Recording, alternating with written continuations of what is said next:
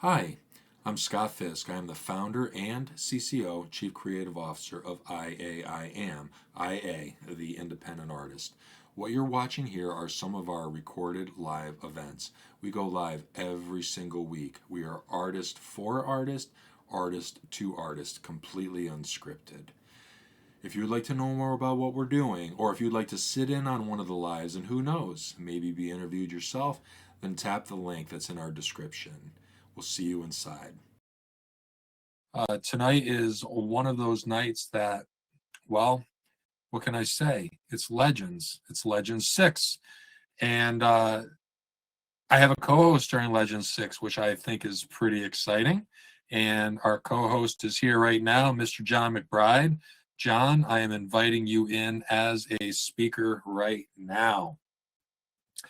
And I don't know. Let's go. Oh, there he is. There he is. Boom, boom, boom. I got the memo. No hats. No hats. Oh, that's all right.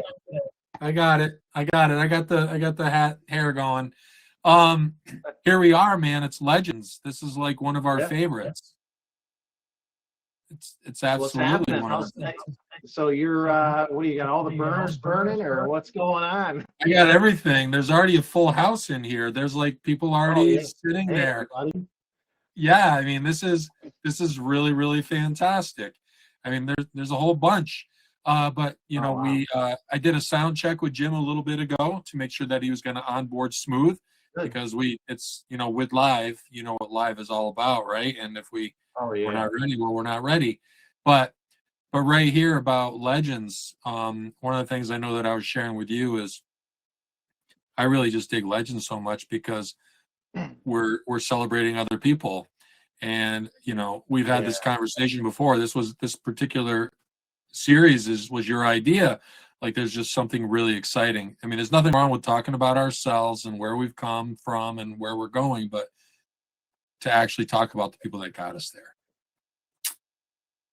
Yeah, no, 100%. I mean, because we know in life we can't do it alone. And that's why we have family and friends and making connections, those human connections, and it's important. And even like real quick, at work today, I'm talking to my VP and we're talking about that robot line, and I couldn't have done it without all the team, the support. It would have been impossible. And so I'm trying to find a way to thank all of them for all the help and get through down that long road. And just like all of us have people through growing up, school, life, helping us get through it and be encouraged and inspired. That's right.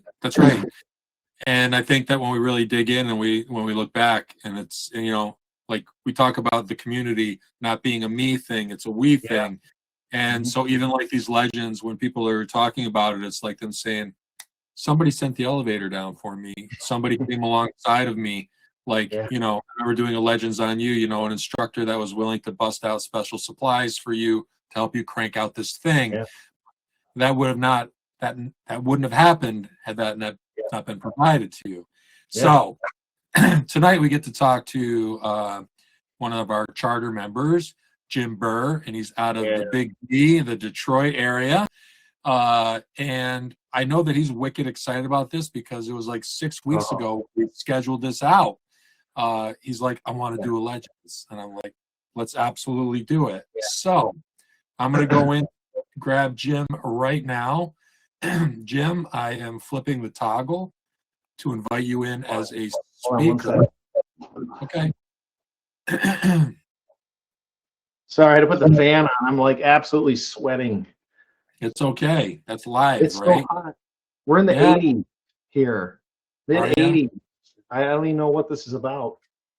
Look at that. Jim, welcome. 80s. I don't want to hear it. Yeah. Look at this. Sorry. We've got Arizona and Detroit and I don't want it. East all in one picture. Love it. John, I was complaining on Saturday and Sunday that it was over freezing. So we just different perspectives. It's all about perspective. Yeah, that's right. You're right. Sorry, my lighting isn't better. I for whatever reason it's not great. That looks good. I'm gonna tip this. I'm gonna tip this light over and see if it does. If it's better. Oh, that's way better. There you go. There you go. Just got to get creative quickly. Yeah. Gotta stay fluid. That's right. That's right. I'm just slower at my fluidity than I used to be, but I can still get around. We should have called it Legends Unscripted. Yeah, well, we can change it as we go. Yeah. We can change it as we go. Because whatever, fly the plane as you build it.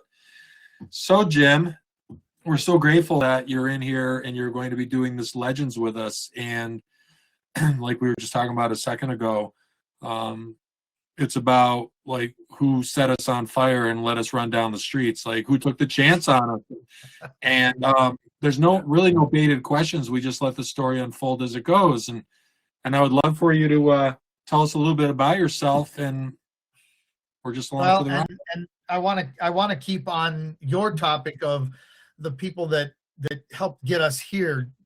John, when we were doing the sound check earlier, I made exactly the same comments as you did. None of us got here alone. I don't care how good you are. I don't care how much you know. We didn't get here alone. Absolutely. At some point, you needed a boost. At some point, you needed a bounce. At some point, you were the bounce. And either way, it's all shaped us. And I wrote down a list of a couple of people that have had that kind of influence on me. But even just listening to the two of you in the intro, I added two more notes to it because it triggered some thoughts. And the thing that happened immediately when you guys were talking was I remember a boss that I had in my second, what I would call real job. And he was only 3 or 4 years older than me, but he had been in the advertising and marketing world for probably at least 3-4 years more than me. And he was cocky and young, but his perspective was spot on. He told me he hired people for 2 reasons. 1, they'll do shit that I don't want to do. And 2, they're smarter than me. And either way, he looked good. And if they took his job, he hired the right person because they were better at his job than he was. So either way, the bosses looked at him and said, okay, you made a good call. Yep. And so I've always tried to surround myself with people that are smarter than me or will do things that I don't want to do because we got to get it all done. And there's stuff that I'm not good at. My sister does my books for me because it's not something I want to or am good at doing. Yeah, She's really good at it. The other thing that popped into my head as you were talking about people that influence us is that 2 weeks ago I spent a weekend down in Florida with some longtime friends of mine, and we were all laughing about the fact that we've known each other for 50 years. Yeah, wow. And I've got a group of 9 guys that I've known since elementary school, and we still get together and tell the same stupid stories and laugh at the same dumb jokes. And our wives look at us and say, how old are you, 12? And, we laugh and we have a good time, but I know that no matter what I do, they know all my stories. They know all my BS, and they'll be there and they'll kick me in the butt when I need it. And so that kind of inspiration, and my kids have asked me, how do you know you're going to have friends that long? You don't. No, you don't. You don't. It happens, and you get you lucky. you and I met in an arrangement, working on a project, and here we are years later, right? Yeah, I also used to get harassed a lot by someone in my life. Why do you got to talk to everybody when we go places? Because you don't know hey, I know that where line. it's going to go. The person you talk to on the plane or at the bar that you overhear a comment could be the person that takes you to the next level for no apparent reason that you were planning. Yep. So I try to, and the older I get, the better I am at this because I'm probably slowing down and paying more attention. But I find that there's something, everybody has something to give to the story. Yeah. And you just got to find it. And maybe it's just a short comment and that's it. Maybe it's a long-term friendship. who knows? I don't even worry about what it's going to be. I just know that there's opportunities in every conversation you have. And it's actually, in my business, I've rarely had to go look for work. People have called me and said, "Oh, hey, here's something that might work for you." Wow. And you build a network, and if you do it, I don't even want to say if you do it right, because I don't know what I'm doing. I'm winging it just like everybody else. But I think if you treat people well and you actually take the time to listen once in a while, which another skill I had to learn, it pays off. It always pays off. Absolutely. There's a curiosity in everything. There's something to learn from every pencil stroke that somebody puts down on paper or comment that they make. And so, you just used my line from last week when I was sitting in here. I talked about how I broke a pencil tip, and all of a sudden I'm like, oh my gosh, it was on accident, but I loved the stroke that the pencil point gave me. Yep. And now I replicate that break to give that same thing. Yeah. Anyway. There's a little spark of something that comes off of that break. Yeah. The Japanese have a name for that. I can't think of what it is. But if your head's someplace else, you totally miss it.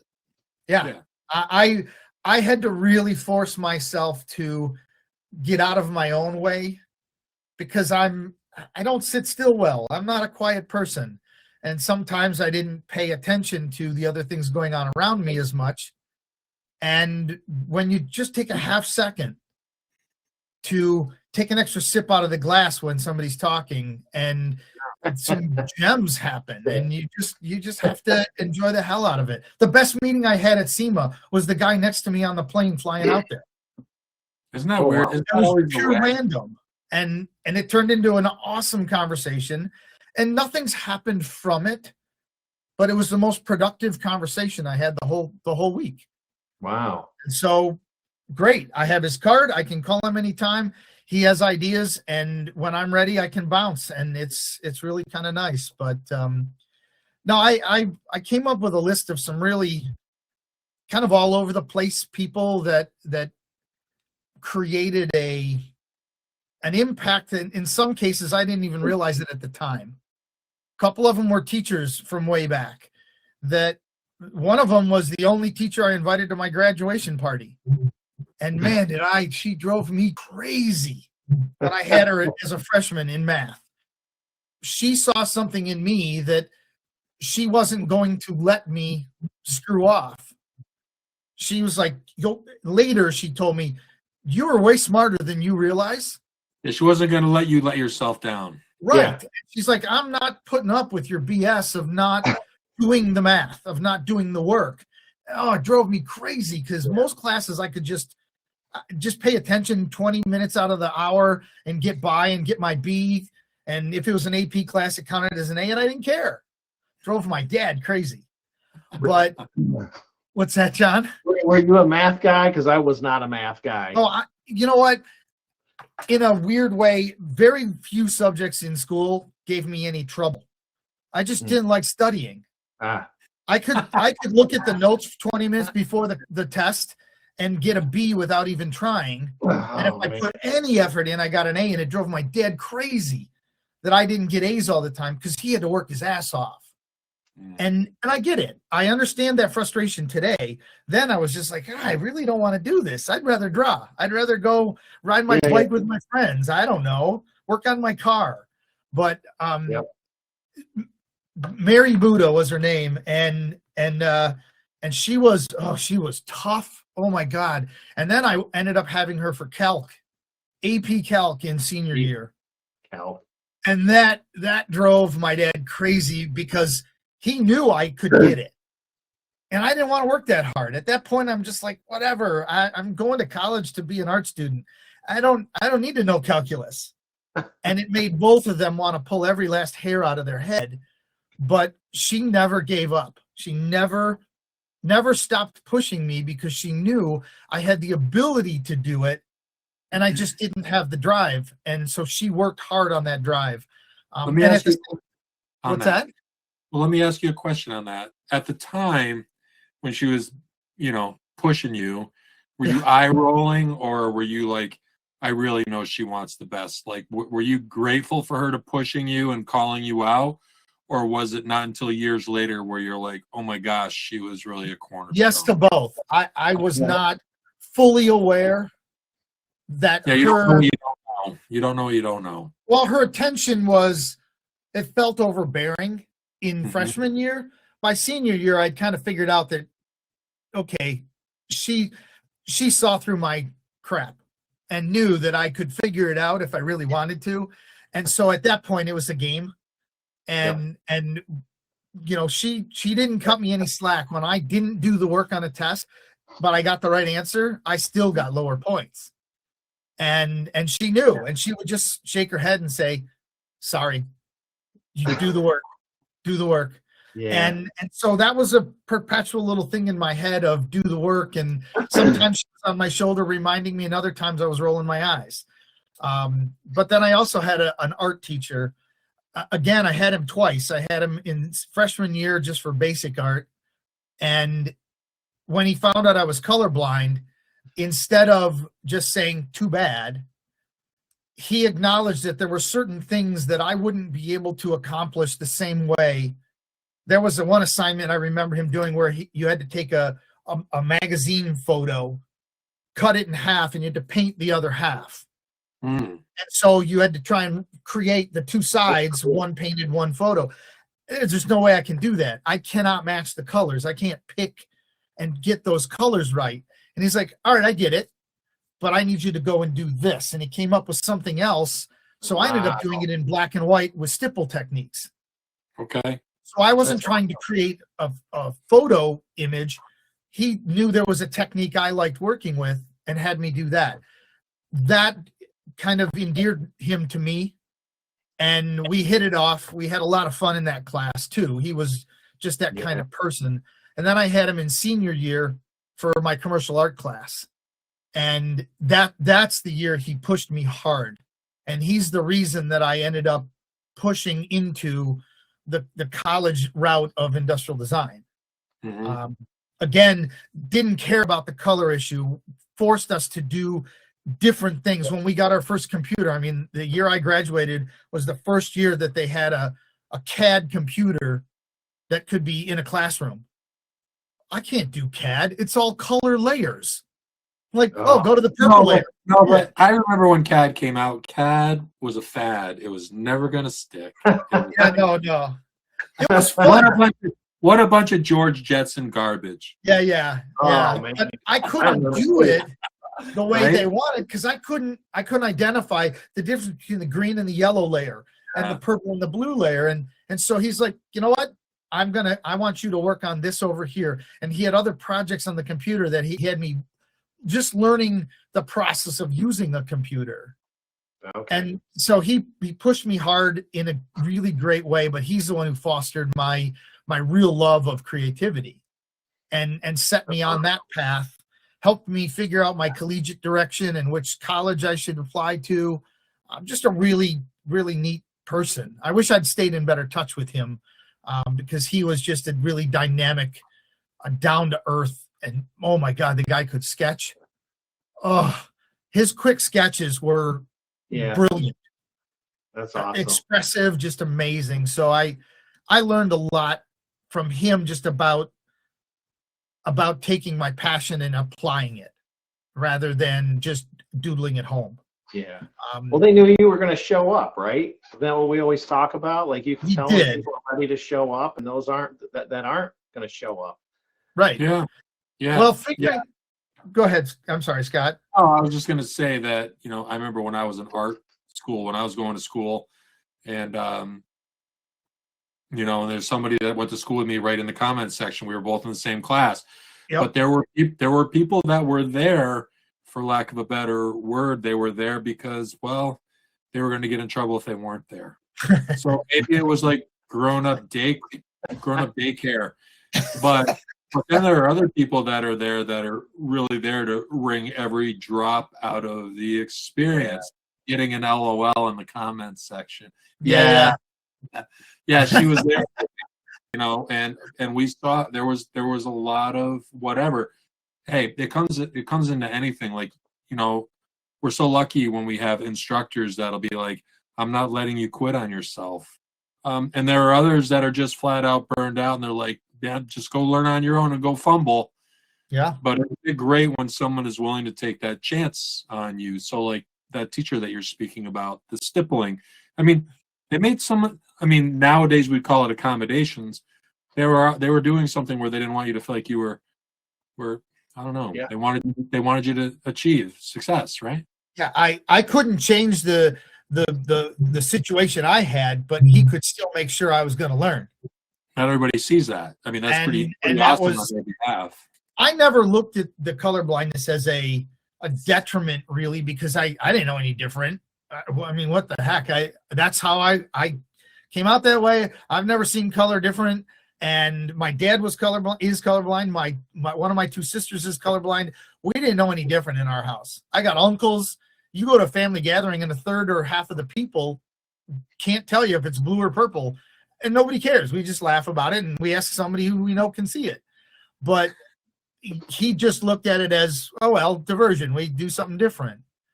And at that point I had actually started doing the ice carving, and he used to tease me about it. He's like, oh, you had to pick a medium where color doesn't matter.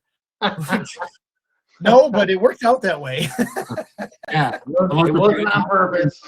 Unless we're putting food coloring in the water and freezing it. Oh, cool. We do some color fill where we use Jello, because it stays better with when it freezes. It doesn't run like food coloring and make a mess. But yeah, I don't have to worry about that, until they put colored lights on it after, and I don't care what lights they put on it. That's their problem. Yeah. But as I went from school into the real world, I stumbled into advertising on a whim. I was laid off from my own the first design job I ever had a month before my wedding, and it was like, oh crap, I got to get a job. And I blew off this ad in the paper. Yes, I'm that old. 3 weeks in a row. And then for whatever reason, this cryptic, nondescript ad kept popping up to me every time I looked. And I'm like, you know what? This is crazy, but I'm going to answer it. And it didn't say what the job was. It just said it was automotive related. And so I called and I said, okay, I want to send a resume. And they asked for a writing sample. I'm like, well, all right, I'm not a writer, but okay, I'll send a writing sample. And so I wrote about what I know. I did a press release for my senior industrial design project, which was this little two-place ATV mini SUV thing that I had designed. And I get a phone call, I mailed it to him. A week later, he calls me and he's like, so did somebody tell you what this job was about? I'm like, nope.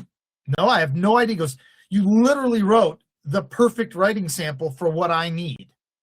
Oh, it was automotive product information. And they needed somebody that basically they paid me to know anything and everything about their cars so that I could help the advertising writers write claims and develop all the copy. And then I had to go and approve the cars for photo. He's like, in one thing, you explained to me that you understand the technology of cars, that you like cars, and that you're willing to dive into the details. I see it over in the comments, a human Chrome database. It was hilarious. Wait, I didn't see that. Yeah. You know what's funny? A very good friend of mine who took over a work that I had done at a previous company used to call me on a regular basis, and she jokingly referred to me as Google Jim. Because I was her car guy. She could call me and get car answers. And so that's funny, that Chrome database. Awesome. I like that.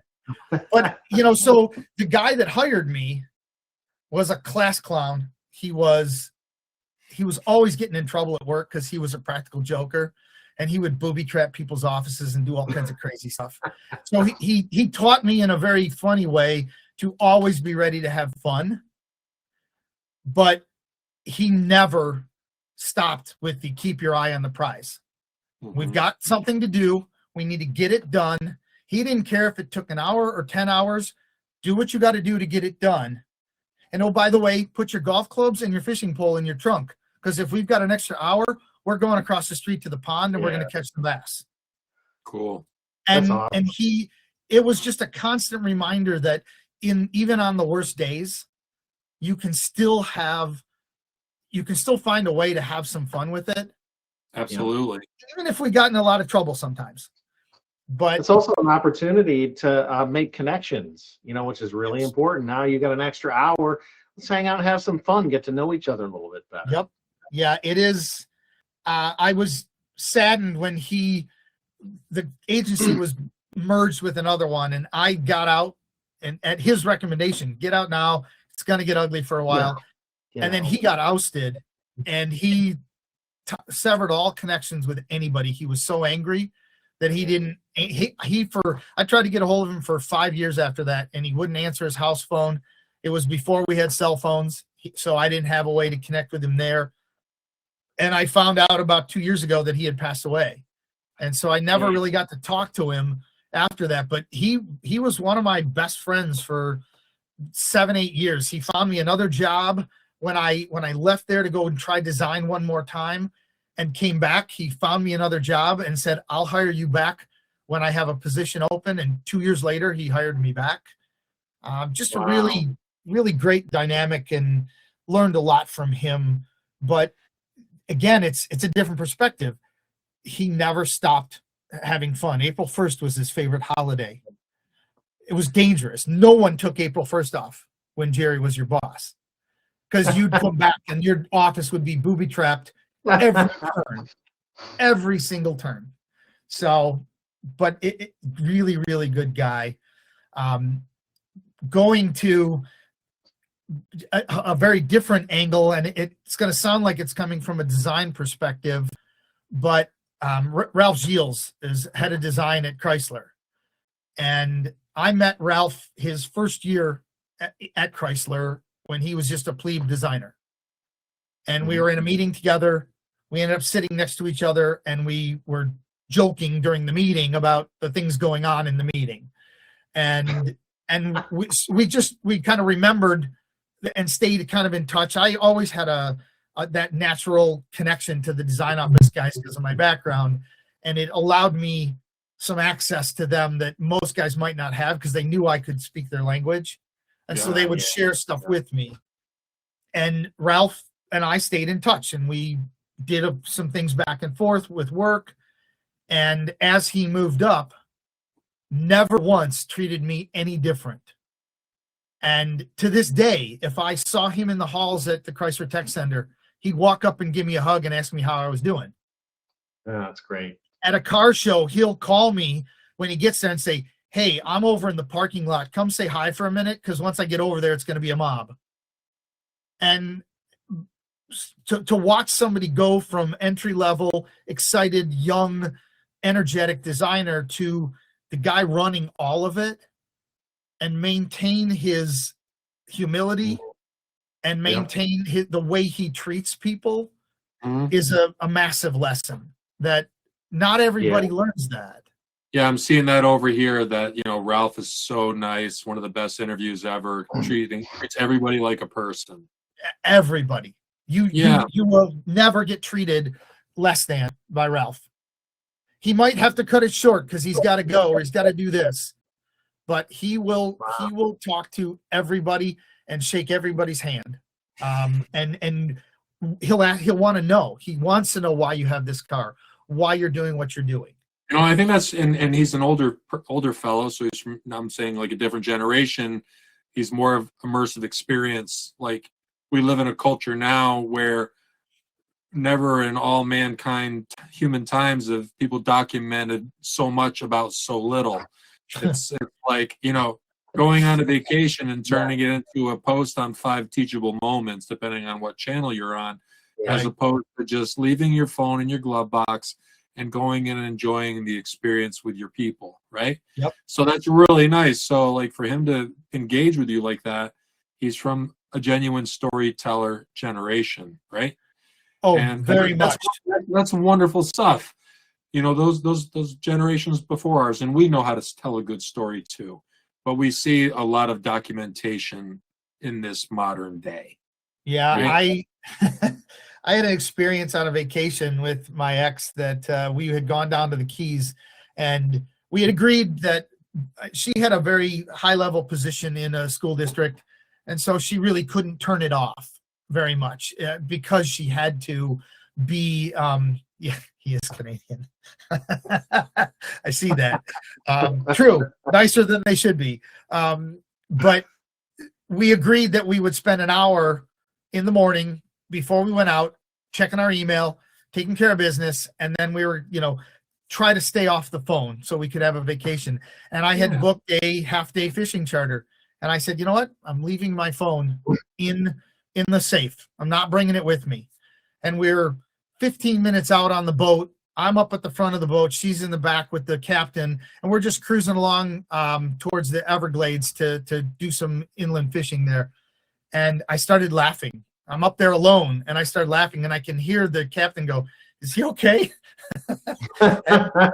and Mo looks at me and says, "What's going on up there?" I said, "I just realized that this is," and so that year was 2008, 2009.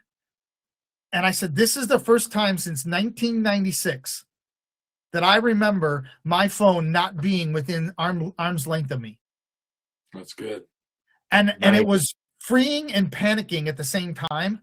What if my kids call? Oh my God, what if something's wrong? What if they need me? Oh my God. And it was like, I rode my bike for hours and my parents had no idea where I was, and I'm fine. Yeah. Let it go. And it was the most refreshing, freeing feeling to be like, I don't even have that damn thing next to me. Well, yeah, we live on it. We unintentionally put ourselves on a tether. Even to this day, I still won't have my emails come to my phone, because that's just like one line. It'll be at my desktop when I get to it.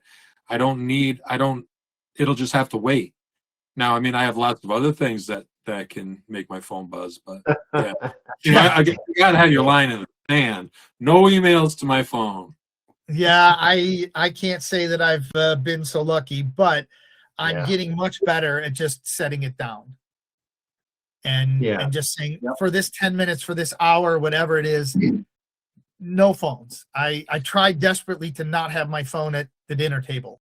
If I'm out with people and we're at dinner, it's in my pocket or it's in the car. I want to be there. I constantly forget to take pictures when I'm over with my granddaughters.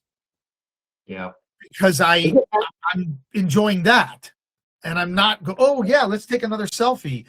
And then later I'm like, oh shoot, another time, and I don't have any photo record, but oh well. Yeah. It's almost kind of like when people keep looking at their phone and you're hanging out, like it's like a guy looking at his watch, like how much longer I gotta. It's a little bit like that, right? Like, hey, I'm right here, I'm over here. Yeah. Yes, I've had that conversation with a certain individual in my life a few times. We're like, hey, guess what? Let's talk. We're in the car. Let's have a chat. You've never said this to me before. You keep it all. Oh wait, that's right. I've never been in your car. Yeah, you've never been in my car. You need to come and be in my car. We should have a ride in the Viper. Come on. We'll have to have like a Mid-America IRL. John will take a left. He'll drive south and take a left and go to Detroit. I'll drive south and take a right and meet you. Yeah, I'm all in. I'm all in. Road trip in the Viper, never a problem for me. No. It's getting more expensive to fix it, but well, okay. So in that similar vein, though, on a professional level, I had he was a licensee, but real interesting guy. I think you guys might be old enough to remember the old muscular dystrophy polio ads where the kid with the brackets on his legs and and it was real upbeat and positive. That was Ed. He was the kid in the photos. Oh wow. Oh, okay. And he had polio from a reaction to a vaccine or something when he was a kid, and just that it was just him. He had a limp, he had a weird walk, he had some other issues, but he never ever let it stop him, and he went on to become a world champion snowmobile racer and started his own company that became the leading supplier of snowmobile apparel and helmets and then he got into motorsports, even to the point where he tried to buy CASCAR one year, which was Canadian NASCAR. He had a garage at his shop that was a test garage for Snap-on Canada. Wow. The guy had more money than he knew what to do with, and he was so gracious with everything he did. He had a 12-acre farm that he farmed himself, and just brilliant human. But for whatever reason, in our back and forth with him as a licensee, he took me under his wing. I couldn't even tell you why. He saw something, he liked me. I don't care what it was. He would get mad at me if we would go 2 months where I didn't call. I'd get these terse texts. Where the hell are you, Jim? What's going on? And he got to the point where he would just call me and say, I need to bounce an idea off you. I love that. And I'm like, you are the CEO of a multi-million-dollar company. What are you calling me for? You have people, don't you? Right? It was But really neat. And his 2 daughters, he had kind of groomed them to run the company to allow him to, he called it retire, but it just meant he was off doing his pet projects and using the company to pay for him in a good way. But his daughters started calling me the same way. And one time I asked one, why do you guys call me? I love it. I enjoy it. And the older one said, oh, because Dad told us we have to. He likes your ideas, and he wants us to keep bouncing off of you, and we like talking to you. So let's go. And I'm like, you can't put a value to it. And I remember about two and a half years ago, he kind of went off the grid a little. And I finally called him, like, what's going on? He goes, well, I've had a cancer scare and I'm a little nervous and I'm not sure what's going on, but I'm sorry I haven't called. And so let's keep in touch. I'm not ignoring you. And so we talked a couple months later and just blah, blah, blah, back and forth. And then all of a sudden it was quiet. And I just called him. I'm like, I'm hoping that it's not because he's gone. And he picked up the phone. He goes, hey, I'm sitting at the hospital. What's going on? I'm like, no, I'm not calling you to ask you what's going on. He said, well, here's the short story, blah, blah, blah. He said, but I got about an hour to kill here. And Heidi, his wife, she just went off to get us some food. So talk to me. What's going on? So we talked about my questions that I had. And for whatever reason in my head, I said, he's scared. I can feel that he's scared, and he's not scared of anything. Nothing slowed this guy down. And so I took the time to thank him and just say, look, Ed, I'm not saying this because I think you're going away tomorrow, but life is too short, and I need to let you don't want to leave anything unsaid. I need to thank you for all you've done and the inspiration you've given me. And blah. I went through, a couple of points in my head that had popped up, and we probably talked for about 45 minutes about that. And Ed's not a crier. He's wasn't an overly emotional person, more of a joker than a crier. And we got towards the end of the conversation. He goes, damn you, Jim. I'm like, what do you mean? He goes, I don't tell my daughters I was crying. And I just laughed. I said, I'm sorry, but I do. I want you to know that. I need you to understand that I don't just look at this as we're doing business together. Mm. And that was the last time I talked to him. And it was probably October, November when he finally passed away. And his daughter called me and said, what the hell did you say to Dad? I'm like, what do you mean? Now, they never called him Dad at work. They called him Ed. To try to keep church and state. And they said, Dad talked about the conversation you had with him. And he took it upon himself to talk to every single person in the office the day after you talked to him and tell them what they meant to him. Jeez. And she said, I've never seen him like that. What did you say to him? And I just told her, I just thanked him for what he has been meant to be and why all the things that had come out of all of our conversations. Yeah. And to this day, they call me every couple of months. Hey, what can we do to help? What's going on? That's awesome. Just is one of those people that it didn't matter what I had to say, he was going to listen. Well, that's so much proof that, humans are social creatures and it's relational. Like, you'll cross lanes of traffic to line up with people that you share a frequency with. And it's not about the fast pivot and the churn. It's about the long game, right? So that's really awesome that you got to share that with him. Because, I mean, I can tell you that when you were sharing that just a minute ago, I was having my own little thing because I've had a similar exchange, and those are powerful moments, and that's really what life is all about. Wildly powerful, and when I called him, I certainly wasn't thinking about that conversation.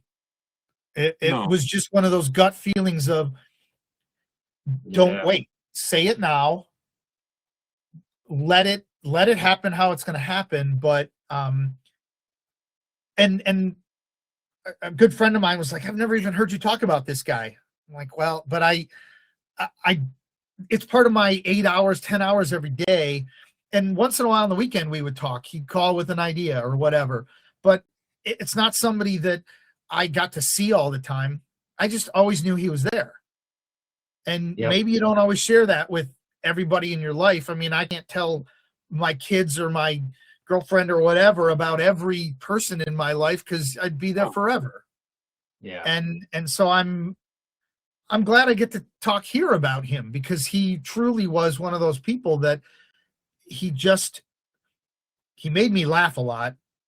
And he was stubbornly, he's going to be Ed. My client at Chrysler did not like him because he would call her and call it square. This is what we're good at. And if you don't want me to do it, then we don't need to be partners. And that was it. He didn't care. Yeah. And then, well, you're going to lose money. And he's like, I don't care. I got enough money. I can do what I want. Don't need you. No. And I love it. It's actually refreshing. Oh my God. It actually did teach me that it doesn't matter how much money you have. If you're getting paid to do stuff you don't like doing, or you're compromising yourself, it's not a comfortable place to be. No. And we all do it. We all have our moments.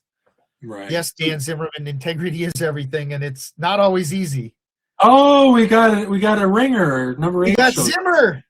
Yeah, Zimmerman. Hey, Dan. Yeah. So the last person that I wanted to talk about is one that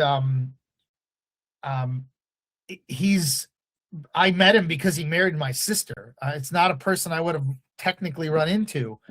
And, he's 4 years older than me and she's a year younger than me. So they were dating when he was 19 and she was, or 20 and he was 15. Oh, my dad was not happy about that.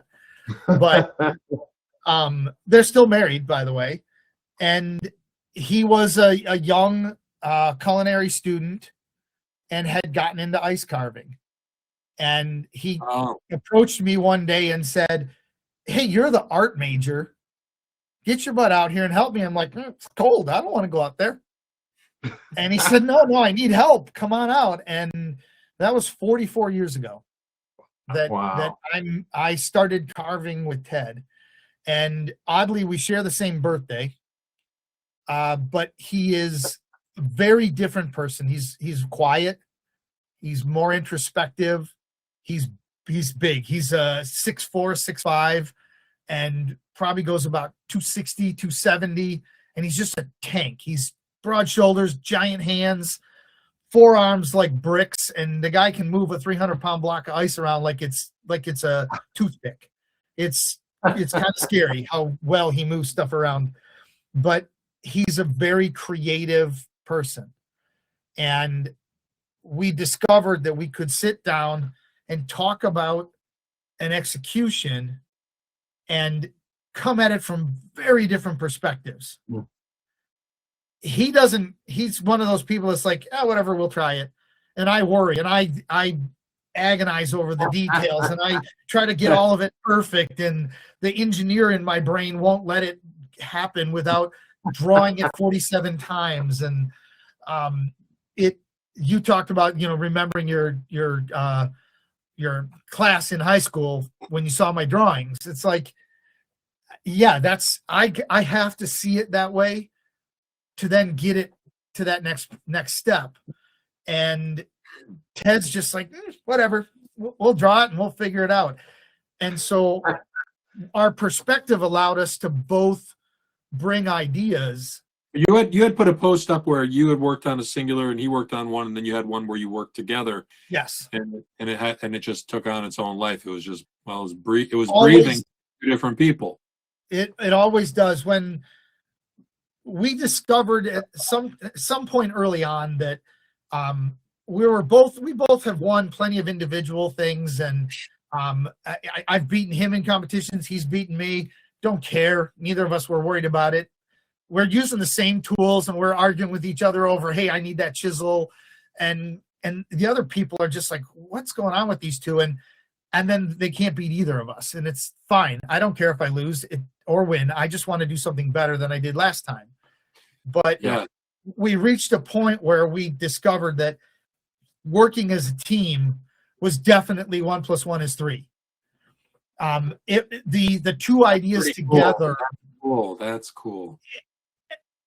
Every person in this world should experience the level of trust that we have with each other. Mm-hmm. Very few people. It happened this past weekend. We haven't competed.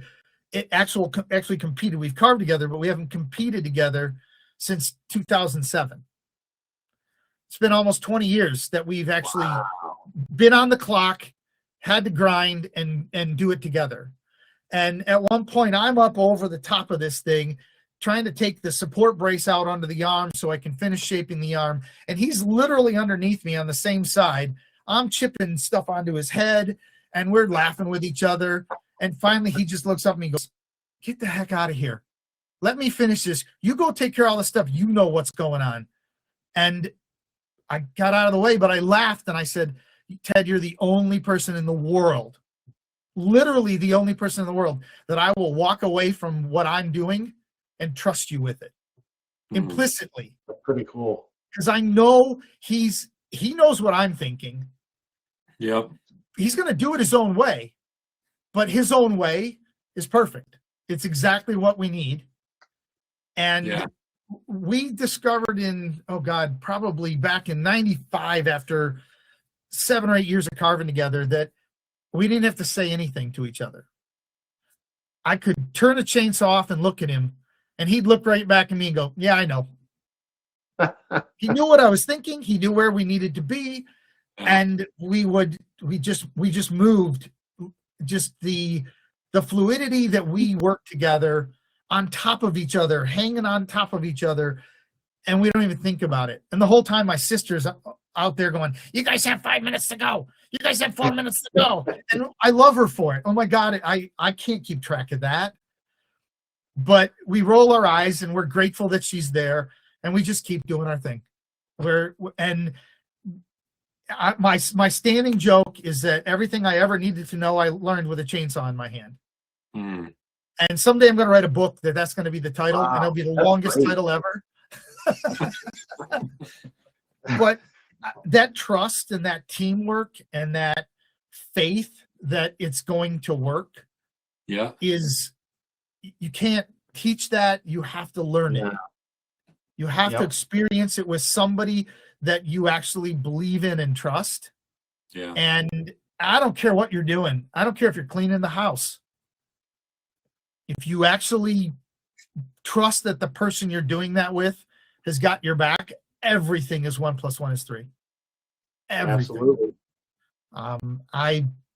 That's another good name for the second book. 1 + 1 is 3. Maybe I'll change the long title. Like that. Maybe that'll just be the entry page.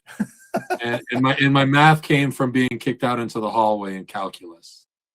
Great. Great. I probably couldn't do it anything calc today if I had to. No, I love it. I mean, I appreciate that you just kind of like looked at what a legend was a different way. It's about,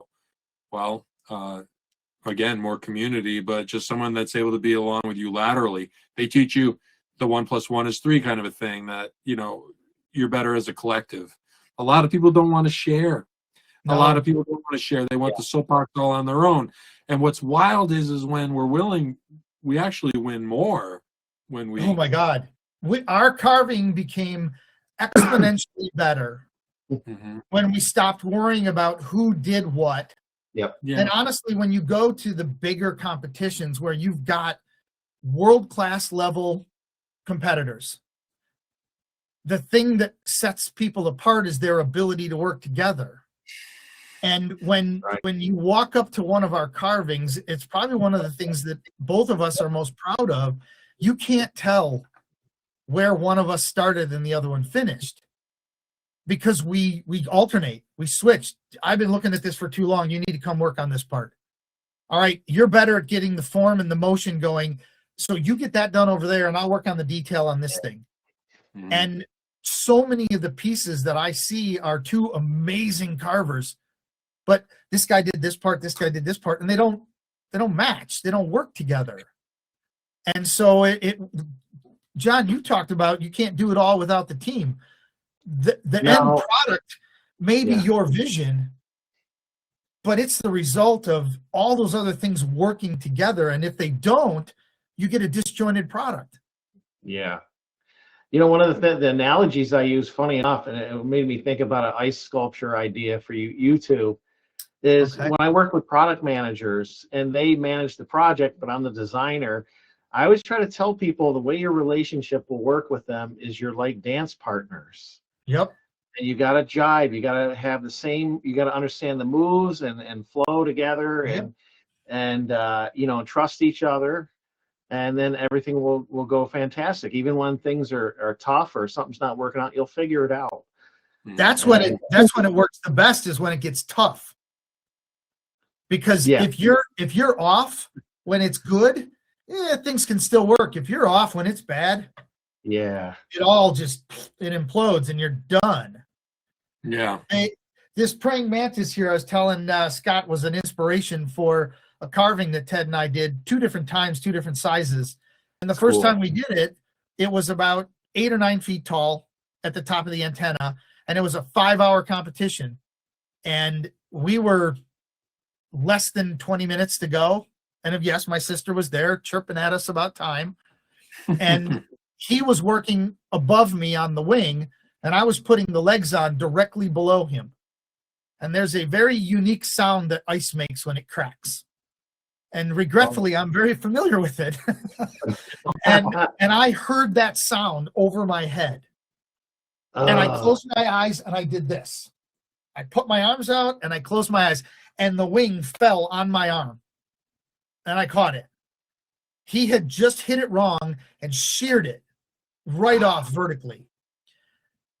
And now I can hear my sister, "Oh my God, you guys, you don't have enough time." And he just smiled and looked at me and goes, "I'll go make some slush." And I held the wing, and the way it's sheared, there was a little spot for us to stick the bottom in, put it right back on. We packed it with some slush, poured some water on it, and we gave it 5 minutes to freeze, went back, cleaned it all off, and walked away. There you go. Instead of panicking, he just laughed and said, "I'll go make some slush. Nice catch." Yeah. But it's that heat of the moment when, instead of panicking, you realize you have somebody to lean on. Yeah. It's honestly, everyone should have that experience in their life in something. I don't care what it is. It is otherworldly, and it's really one of the coolest things that I've ever been involved in, is to be able to work with somebody that allows me to be myself and isn't afraid to grab me by the shirt and go, "Hey, stop. Go this way. You'll be better going this way." So as far as I can hear, as I'm listening to you unpack it, because we didn't start this off in a certain way, I'm hearing this as Jim's, would this be Jim's Bruce Willis legend superhero? Yeah. It is. Yeah. And then the other ones earlier, the teacher, that was the Superman. All right. Because John's the one that broke that out. He goes, we have different kinds of legends. You know, we got a Bruce Willis, and we got. I'm like, all right, let's run with it. Yeah. So cool. I like that. That's fine. I liked I it. like Jim was like prepared and hitting the ground running. I love it. Well, Scott and I talked a bit about which one of these conversations we wanted to have, and similar to Scott's perspective, I can talk about myself if you want, but I don't really want to necessarily talk about myself.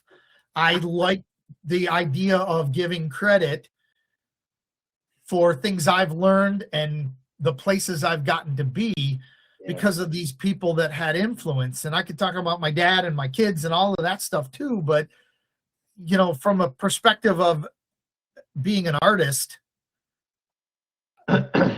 there's a lot of influences that go into how that pen stroke happens and why the thing from my brain gets into my chainsaw.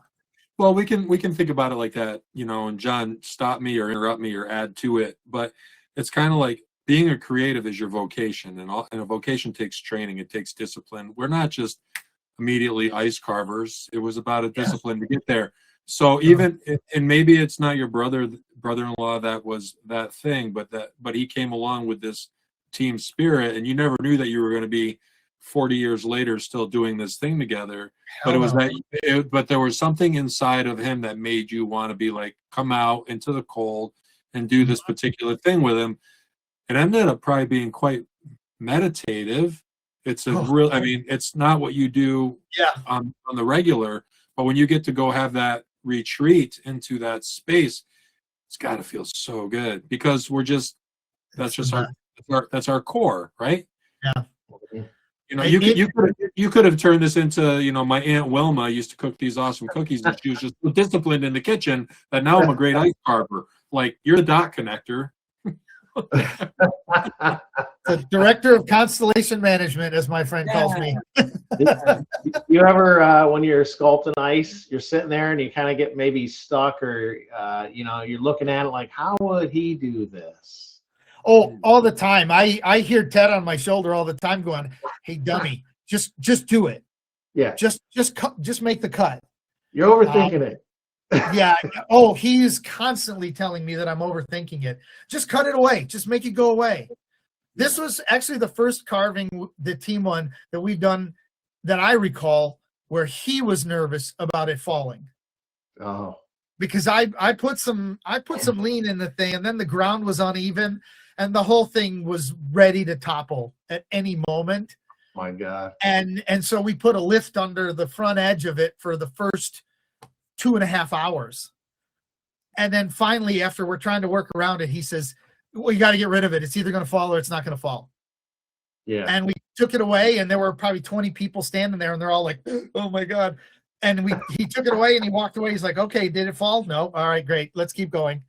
But on the flip side, he did the same thing to me in Japan one time on the tail of this giant lionfish that we did. And it was literally the entire carving was held up with a 4-inch round, you know, piece of seaweed that he's like, no, I want to cut it away, and started cutting. And I'm like, oh my God, stop.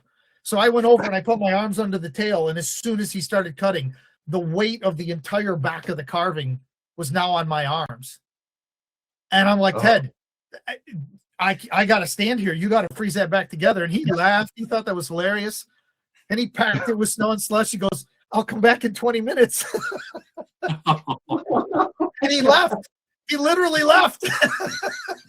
he comes back eating a tuna fish sandwich. Like, so how are your biceps right now? He says, oh, the guys next to us, their carving's really cool. Like, oh my God, I'm going to kill you. That looks heavy. we had at least 250 people craning their necks, watching to see if this thing was going to topple. It was like a NASCAR race, just waiting for the big one.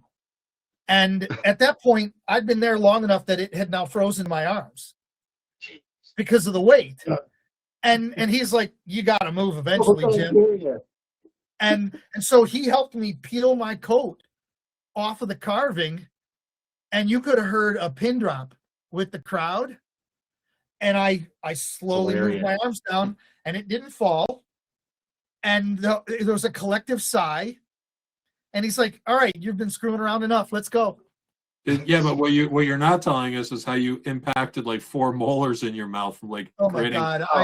I wanted to, I literally, he knew I couldn't do anything. I wanted to kill him. I wanted to strangle him right there, but he's willing to do that. And I've learned to go along with it because 8 out of 10 times he's right. And you got to let that happen. You got break it or win. You've got to let it. And the other 2 out of 10, you have a broken foot. So, you know. Whatever, you know, if it breaks, well, I learned. I learned that was too far. But I didn't learn anything by, I wish I was more the way I am when I carve in the rest of my life, because I'm willing to take chances, because you know what, if it breaks, I know next time that I got to dial it back a half a notch. Mm-hmm. Yeah. And it's hard to do that. If a nice carving breaks, my world doesn't end. No. It's just another thing that I can try again next time. But it was he's definitely taught me to lighten up and take a breath and figure it out as you go. And so again, everybody should have an experience like that in their life. They should feel that trust level. Mm-hmm. It truly is, to me, that's the legend, is people that leave that kind of impression on you and give you reason to think differently, or look at your approach and find a better way. And that's the people that I wrote down had that kind of impact on me, and a lot of other people in their lives too. But I don't know. That's where my head went when you said legends. No, no, exactly. And it's about, you know, and I've even found that, you know, one day I'll have this particular conversation in here, but there are people in my life that I didn't know that that's what they were in my life until many years later, where I connected a dot through a life experience. Right. At that time, we're talking about this teacher that did the thing with you, right? She didn't know that 50 years later, we were going to, or not 50, but, you know, decades later, we're going to be having this conversation about alternatives, or your other teacher, you know, like stippling and doing what you did where you could still be successful. Because if there was a teacher that wasn't going to meet you in that spot, it could have really scrambled your trajectory moving forward. You'd been Totally. Like, you'd have been cynical and angry and whatever, and to heck with this. And you'd be selling Amway, knocking on my door, and I'd be like, get out of here, sir. Maybe not. Well, also too, you know, to not have that fear to push yourself. You know, it's hard to get past that fear. It can be. Any person that can help you get out of your anxiety for half a second, to get out of your own darn way, that takes the right kind of person to see that and push you. Yeah. And so you know, Scott, when you approached me about this whole independent artist program, you were excited, but like, how's this going to work? What's going to happen? And it was really kind of impressive to see you just say, you know what, we're going to make it work. I'm going to figure it out. Yeah, I mean, I just had to take the canoe off the dock and just start paddling down the river. I had to have that willingness, because it was one of those things, like I've said it a million times, that for me, this particular thing it was the calling that just won't stop calling. Like, it's just going to call you again tomorrow, and it's going to be like, and every day that shows up, I'm a firm believer, every day that shows up is a gift. Today is what we have. Tomorrow's not promised. But at the end of our tour, I'm not going to be thinking about the things I have. I'm going to be thinking about the things I didn't take a chance on. Right. Yep. It's like that ad. What's that?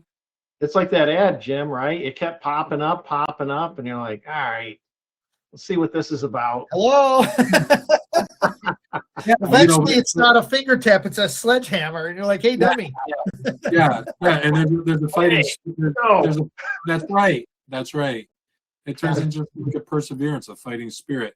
The more you fight those things, the more there will be a way that you will be shown exactly what Oh. you're supposed to be doing, or you'll be Yeah. redirected in a way you don't like. Yeah, that's right. I've learned, you know, in my life a lot in the past 5 years, you know, like learn to ask a lot of questions and be ready to listen. Well, like, you know, you were just talking about this whole thing.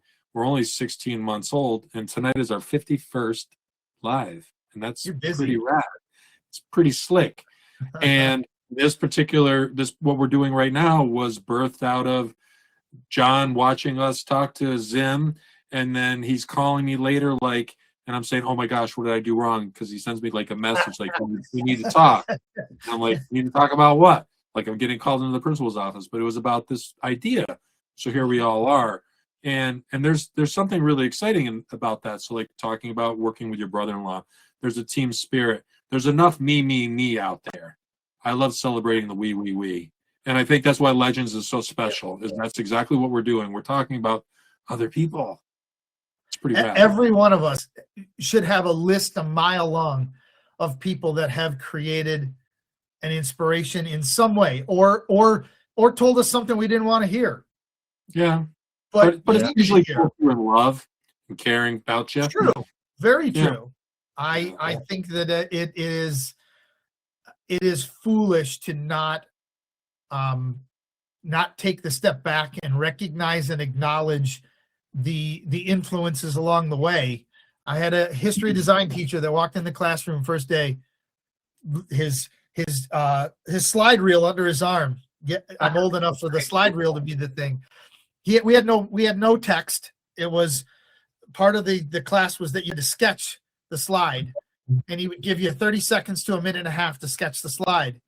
But he walked in the classroom, didn't say a thing, not a word, walked up the steps to the back of the room, put the slide tray on, turned the lights out, put the first picture up, and smiled and said, "There's nothing new under the sun."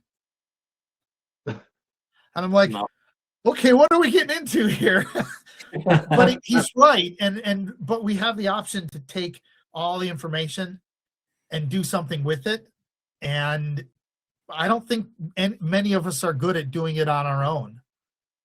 And so you either can embrace all these things that are happening, and hopefully younger than older start paying attention to what's going on. And I don't think very many of us are good at doing it younger, but okay. I don't feel as old as the numbers say, but I think I'm smarter, at least in some ways. And with that comes a lot of gratitude for all the people that took a minute to push or nudge or cheer or just support along the way. And humility is a beautiful thing. Humility is a beautiful thing.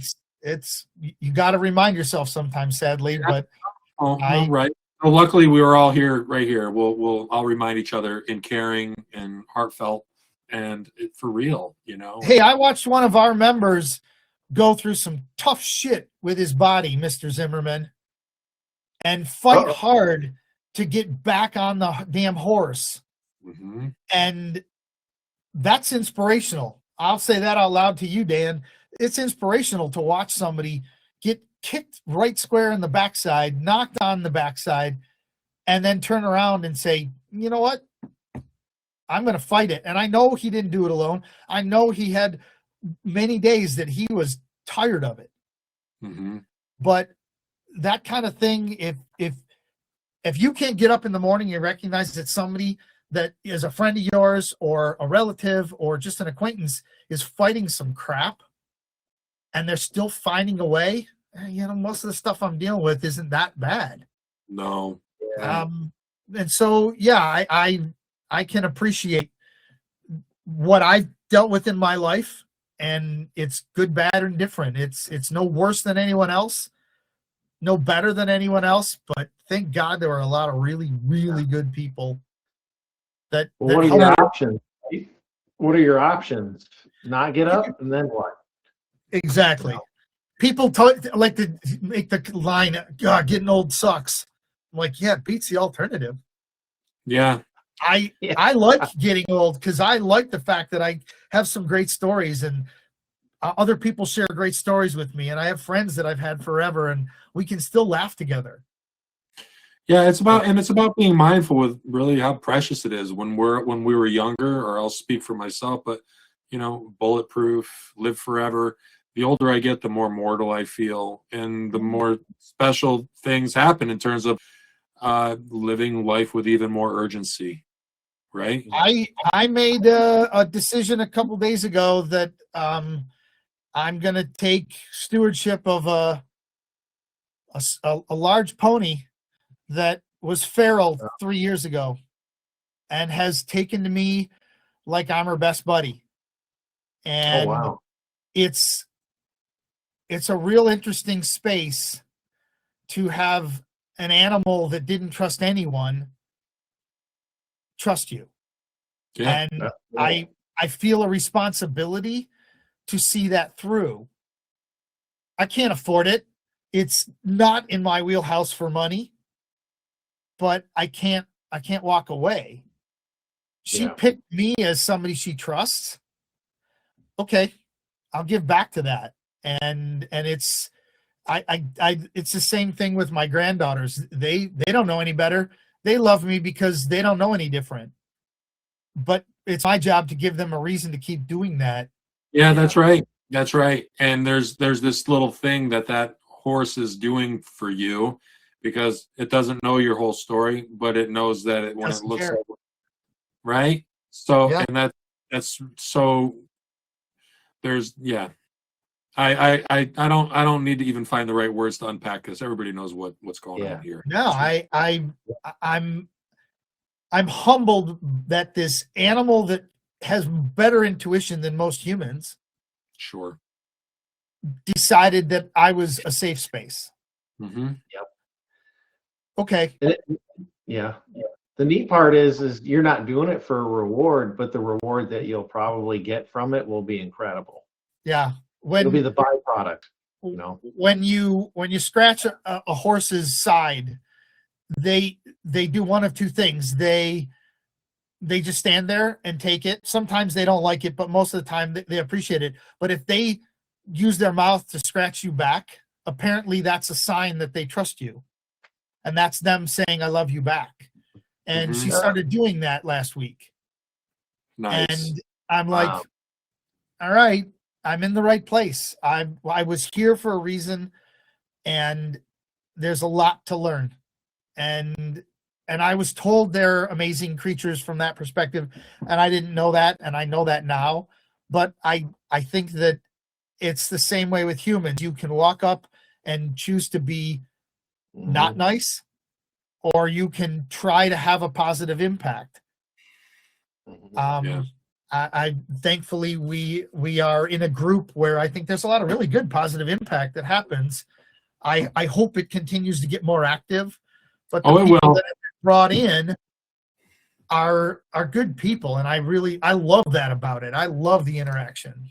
But I think it is. It's one of those things that, like John and I were talking, as we bring this to a close, but it's that there's a lot of servant hearts in here, and it's really nice to rally, and it's refreshing, because out there in the open networks, it's a very loud world. So it's really nice, like as Zimmerman said, sniper focus here, very intentional here, and that's the stuff that sticks against the wall. Yeah. So John, I wanted to ask you, as we settle this down, I have my closer, but I kind of feel like Jim already answered it. But if you have something you want to say to close it out, but one of the things that I always ask is, what is it that you can see in yourself that you can be who someone is talking about many years later? And I know that you had said something about your granddaughters. You want to give them a reason to continue feeling the way they feel. But John, do you have anything you could add to that? I mean, something we were talking about recently, and it ties into legends. One of my legends is one of my old managers at my last job. And the guy is just so mega talented. He's one of the most humble guys I've ever met, knows how to manage positively, just loves to see his designers win. That's all he wants. I mean, this is a guy could have had the nice window seat, and he said, nope, my two designers get the window. I'll be over here in the cube. I don't care. I want you guys to be happy and excited and inspired, and always did everything to push us out front. And when he gets back, he's kind of helping his parents with a few things, but I talked to him about the iAiAM community, and I think he's very interested in coming on here. And what I guess I'm hoping for is that he'll be able to share, and then he'll be able to be an inspiration for other people, not just me and a couple others that I know. And I'm hoping I'll get in touch with him probably next week. And I know he's got this give back attitude. We're the same age, and man, what a talent! Just incredible talent. Isn't it Yeah, great? and, and even when you, like that?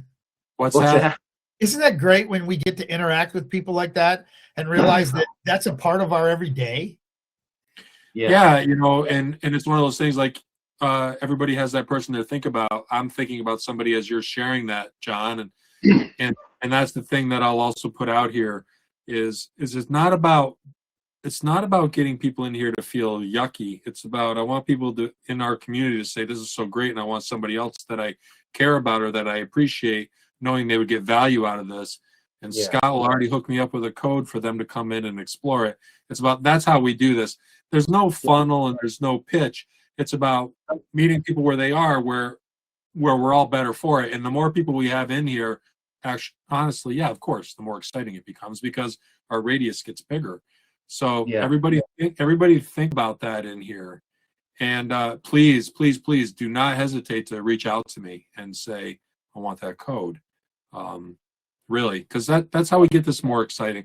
I'm thrilled tonight that I had a conversation with Mr. Bur after we closed out a Ford project, almost 2 years ago. And I'm like, I have this idea. And he says, I think you're nuts, but I'll keep listening. And then he says, I want you to talk to Dan Zimmerman because he's going to quiz you. So then it turned into a call. I'm talking to Zimmerman and he says, tell me your why. And I'm like, huh. That sounds like Dan. No, that was awesome. We all need to have our why. I can give you a why until the sun rises tomorrow. It's pretty damn easy now, but it's really exciting because it's like, But I just want to thank you very much for being here with us. And John, I want to thank you so much for just coming alongside, man. This was one for the books. And we've always got more series. We've got other series coming up. We've got another one called Unpacked, where Dan Roth is going to be jumping in with us because everybody has that one project. We're going to unpack a project. And I think that's going to be really nuts and bolts fun. And it's just the willingness to explore. And if Unpacked isn't a thing or Legends isn't a thing, like we'll try another thing. And that's what's really exciting. We got nothing to lose. Let's just swing for the fences. We are creatives. We are not ever short on stories. Never. All right, guys. I just thank you for everybody that showed up over in the comments. Thanks, Jim, for sharing. Thanks, all. Yeah. Appreciate you guys. Thanks for being ready and really showing up. Thank you for really showing up, Thanks, Jim. everybody in the chat, too. Yeah. All righty. Good night, all. All right, guys. Cheers. Later. Cheers.